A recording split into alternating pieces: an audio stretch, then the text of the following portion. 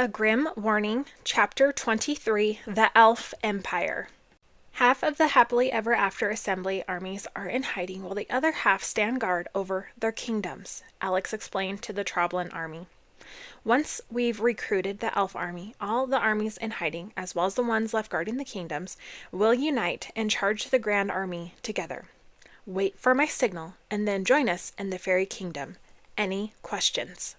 The Troblin army consisted of a little more than 800 out-of-shape trolls and goblins, many of whom had recently joined, just out of boredom.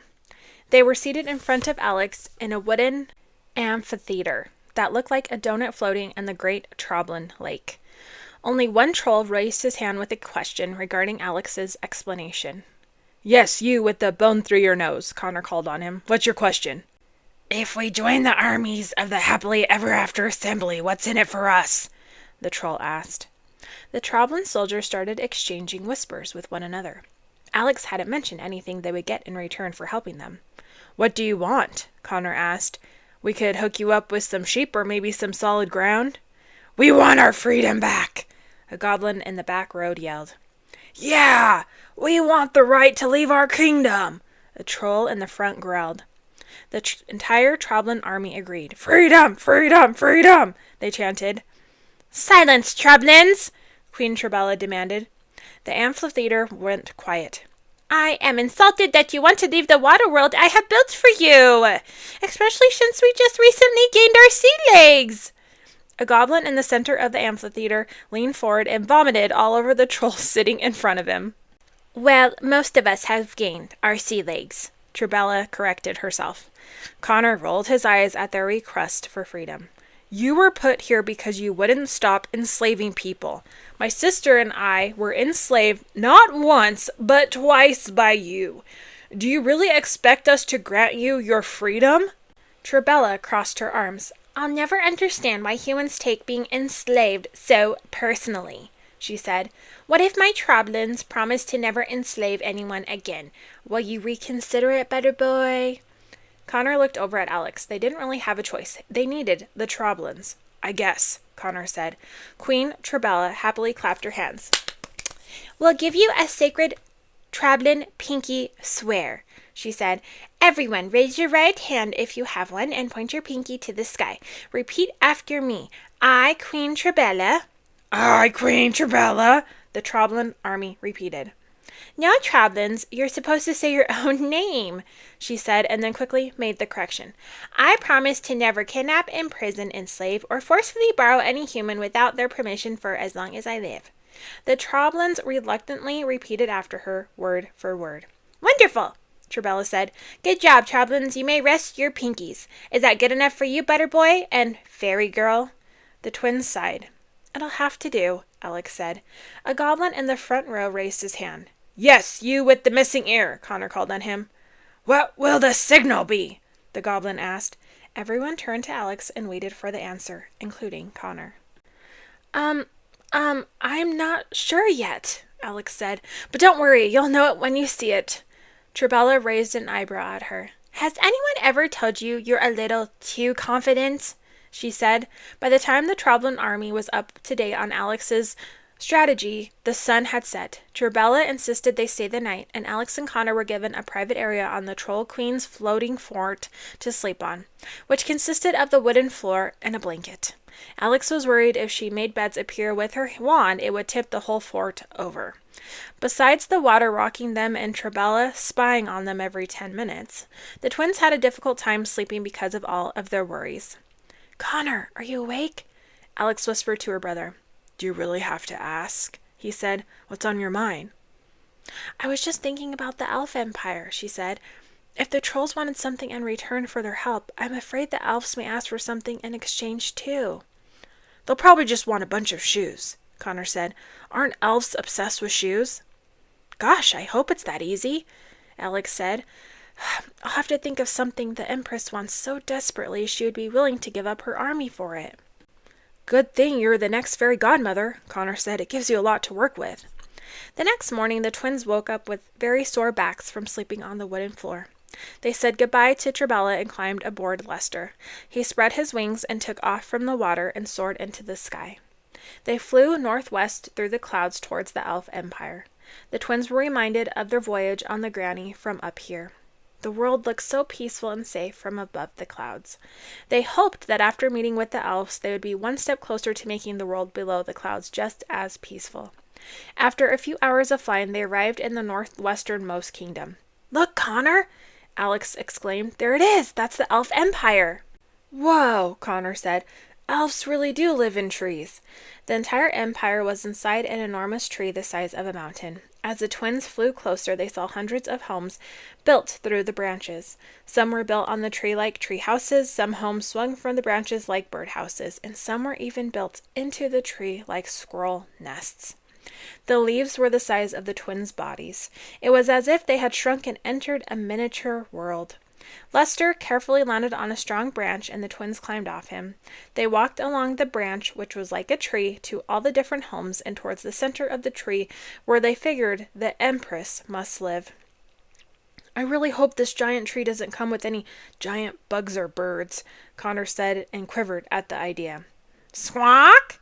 Lester squawked, offended by the remark. "Not you, Lester. I'm talking about giant crows or spiders." Connor said, "I don't want to become something's lunch." Lester suddenly looked terrified of the tree. He waddled much closer to the twins for protection. "I don't think we need to worry about that," Alex said. "Look around. There's nothing here." The twins searched the branches below, above, and ahead, but didn't find anyone or anything. Every tree home was vacant. "They must have heard about the Grand Army and left," Connor said. Defeated, Alex took a seat on one of the smaller branches. "But where did they go?" she asked. "How are we supposed to find them?" Connor looked around the tree while he thought on it. Well, a whole empire couldn't have just uprooted and gone too far without someone noticing. He froze. Before he could finish his thought, another one had interrupted. "What is it?" Alex asked. "Do you remember the time last year when you found me in the school library reading fairy tales?" Connor asked her. "Maybe. Why?" "You said reading fairy tales was returning to our roots," Connor said. "Then you went on to tell me about the certain species of birds and insects hide in their tree roots when their home is being threatened. What if elves are one of those species?" Alex got to her feet and started jumping up and down. "Connor, you're a genius," Alex said. "I bet the elves never left. I bet if we fly to the bottom of the tree, we'll find the elves hiding." Connor started jumping up and down with his sister. He never missed an opportunity to celebrate his own cleverness. "I'm so glad I remembered that," he said happily. "Because I gotta tell you, most of the stuff you say to me goes in one ear and out the other." The twins had been jumping on a weak part of the branch and fell straight through it. To their surprise, the tree branch was hollow and they landed on a long wooden slide. The slide traveled through the branch and coiled down the giant tree trunk. The twins screamed and tried to grab a hold of anything they could, but the slide was too slick. So they slid deeper and deeper into the bottom of the tree. The slide finally ended and Alex and Connor piled on top of each other on the ground. The giant tree trunk was hollow and they found themselves in a secret chamber at the tree's base. Alex and Connor looked up and could see the slide was one of many that spiraled upward into different branches of the tree. They had fallen into an escape route. The twins were also startled to see that they were no longer alone. Thousands and thousands of elves were hiding at the bottom of the tree just like they had predicted, and they were just as surprised to see them. They were all short but very thin. Everything about them was pointed. They had pointy ears, pointed jaws, pointed shoes, and some even wore pointed cone hats. Their clothing was black and white and asymmetrical. They wore vests that buttoned sideways. Their pants, legs, and sleeves were different lengths. "What's up with their clothes?" Connor whispered to his sister. "Don't you remember the story? The shoemaker and the elves?" Alex whispered back. "Elves are horrible at making their own clothes." Upon their arrival, the twins were instantly circled by a dozen elf soldiers. They pointed their wooden crossbows at them, and Alex and Connor threw their hands up. "What are you doing in our empire?" one of the elf soldiers asked.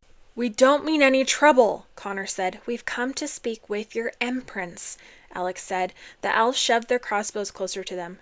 "Who are you?" the soldier demanded. "I'm Connor Bailey, and this is my sister Alex." Connor whimpered. He panicked. "My sister's a big deal. She's sort of the fairy godmother at the moment." "Connor! What else am I supposed to say? They're about to shoot us!" "Liars!" the elf shouted. Alex reached for her wand and with one swoosh magically turned all of their crossbows into a bouquet of flowers. All the elves in the tree gasped and stepped back from her. She's a witch. She's come to grind our bones for her potions. Seize her, the elf ordered. The soldiers lunged towards them, and the twins braced themselves. Stop! A stern voice from the other side of the tree. All the elves quickly turned towards the direction it had come from. Across the secret chamber, a female elf sat on a throne made of leaves. I'm guessing that's the Empress, Connor said under his breath. Empress Elvina was the largest elf in the room, and when she stood from her throne, she towered over everyone, including the twins. She was like a queen bee in a hive. She had a pointed jaw, pointed ears, large brown eyes, and very long earlobes. Her dark hair was wrapped in 2 buns on each side of her head, and she wore a large headdress made of branches that stretched high and wide above her. The Empress's gown was very tight and made entirely of sticks and twigs, as if they had been individually glued to her lean body. She looked like a walking tree. A fluffy but massive red squirrel was perched on the side of her throne, like an overgrown dog. The Empress slowly sauntered towards the twins, and the elves parted as she moved through them. If she says she's the fairy godmother, then let her prove it, the Empress challenged. She was exactly like Mother Goose had described. Very beautiful on the outside, but the twins could tell there was much more behind her intimidating eyes. Alex didn't know what to do. She may have been a girl with a wand, but how was she going to convince the elves that she was legitimately acting as the fairy godmother? A loud squawking echoed from above them. The entire Empire looked up and saw Lester sliding down into the base of the tree. He was flapping his wings madly, but was sliding too fast to stop. He plopped on the ground beside Alex and Connor, beak first. He greatly regretted his decision to follow the twins into the tree. We have a giant goose. Does that help our case? Connor asked with a nervous laugh. He meant it as a joke, but the Empress was taken by the large gander. I recognize this bird, she said. He belongs to Mother Goose. Mother Goose is a friend of ours, Alex said. She loaned us her goose so we could travel here safely to speak with you. I'm the fairy godmother's granddaughter, and since she's ill at the moment, I'm filling in for her. Empress Elvina's eyes darted back and forth between the twins. Perhaps they were telling the truth, after all. I hope you realize being the fairy godmother means nothing here. The happily ever after assembly has no power or authority in my empire, she said. Yes, we understand, Alex said.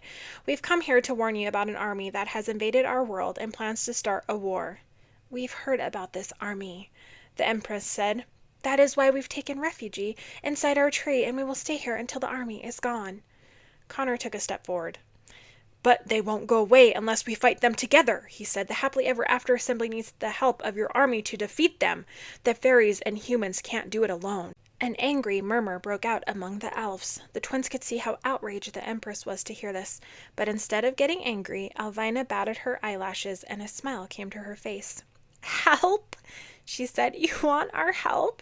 Did everyone hear that? The fairies have sent children to ask us for our help. Only a few of the elves laughed with her. The rest of the chamber glared at Alex and Connor. They weren't making any friends. Look, Empress Tree Lady, Connor said. We understand you're still upset that the elves weren't included in the happily ever after assembly. But if we don't work together, the grand army will destroy us all. My dear boy, the Empress said, and all the amusement faded from her face. If that's what they told you, that we were upset because we weren't invited to join the fairy club, well, if so, it appears they've rewritten history. Alex and Connor exchanged a concerned look. Then what else are you mad about? Connor asked. The Empress knew their ignorance wasn't their own fault and decided to educate them. The elves were tormented by dragons during the Dragon Age just as much as any other race, she explained. Our ancestors helped the fairies defeat the dragons. Once the dragons were gone and the world entered the peaceful era of the Age of Magic, the fairies forgot everything we had done for them. They divided the world up among the surviving species. The humans were given several vast kingdoms, but the elves were given only a tiny, unlivable piece of land isolated from everyone else. We had been ostracized just as much as the troll and goblins, but for no reason other than not being human. The twins had never heard about this before. They've always assumed the elves lived in the far northwest because they wanted to. When the elves objected to our assigned home, the fairies ignored us, and because the elves questioned them, we weren't invited to join the happily ever after assembly. Empress Elvira continued. The Northwest was full of predators that hunted elves and witches that picked our bodies apart for potions, but the elves had no choice but to live here.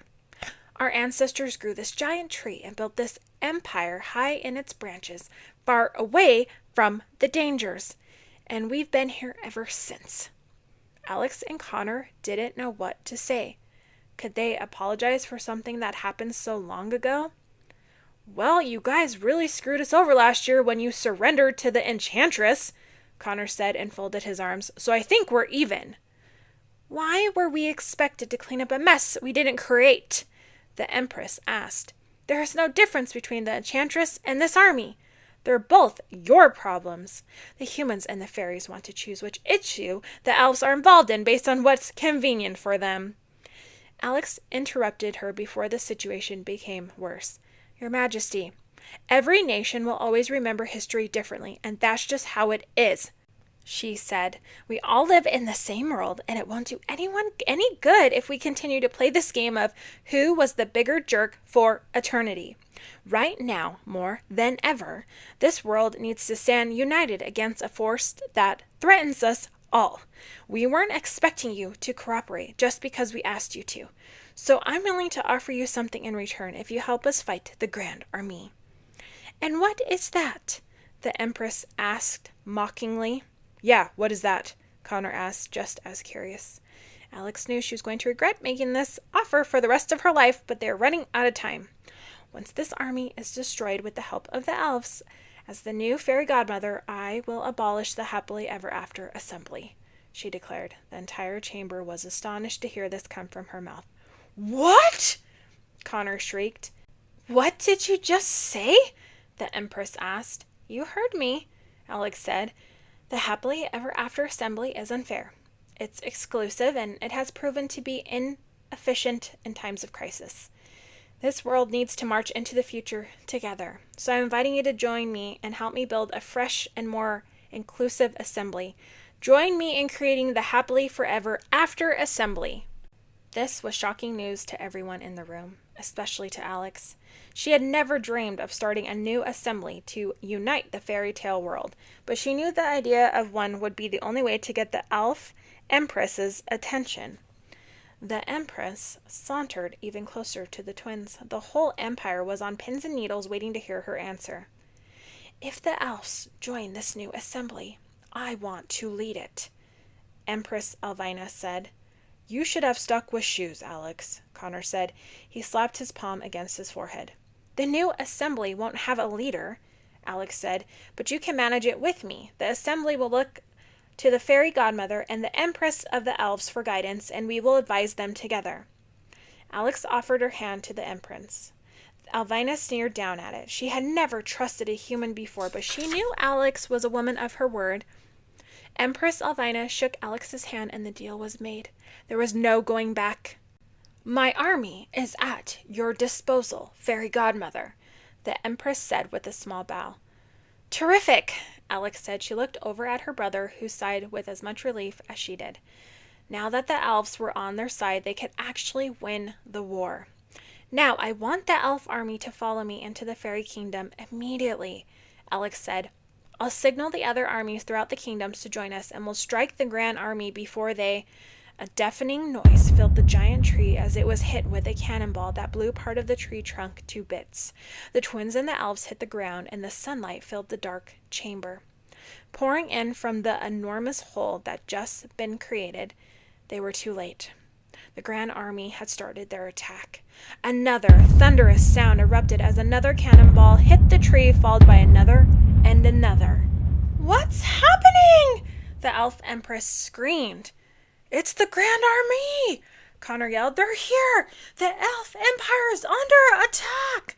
The elves started to panic and ran around the tree in hysterics. Everyone remain calm!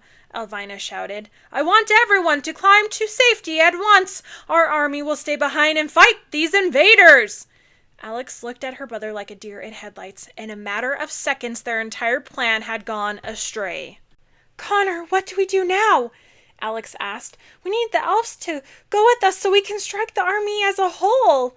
We have to get out of here and come up with a new plan then, Alex said. If the army is attacking, I doubt the elves are the only ones they're targeting. But the elves, Alex pleaded. We need them if we want to win. We don't have a choice. We need to leave now. Connor grabbed Lester's reins and forced his sister onto the large bird.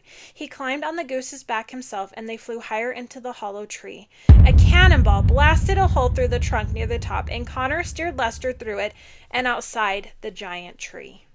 The twins could see 1,000 soldiers and hundreds of ogres surrounding the Elf Empire's tree. The soldiers redirected their cannons towards Lester and the twins as soon as they were spotted emerging from the tree. The ogres grabbed boulders from the ground and threw them at the goose along with the cannonballs. Lester squawked in terror as he narrowly dodged the cannonballs and boulders jetting towards him. He flew as fast as he could away from the Elf Empire's tree. They created a distraction as the elf army began firing their crossbows at the soldiers from inside the tree. The citizens of the Elf Empire also began dropping giant acorns and twigs on the Grand Army from the branches above them. Just when the twins thought they had flown out of the cannon's reach, a rogue cannonball bolted through the sky and blasted through Lester's right wing. The gander squawked in pain, and he and the twins began rapidly descending towards the trees on the horizon. Lester flapped his left wing as hard as he could, but it wasn't enough to keep them in the sky. They crashed hard onto the forest ground. The twins were thrown off Lester's back and into separate directions through the trees. Connor hit a tree and then landed in a large shrub underneath it. Alex skidded across a grassy field and heard a crunch underneath her. When she came to a stop, she reached for her wand, but it had snapped into several pieces in her pocket. Alex and Connor were too wounded to get to their feet. They both had broken several bones in their bodies from the crash. They heard Lester squawking in the distance. He was perhaps in even more pain than they were. They heard the attack on the Elf Empire continuing in the distance, but there was nothing they could do.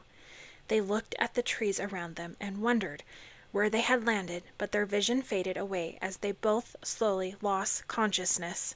The war had begun.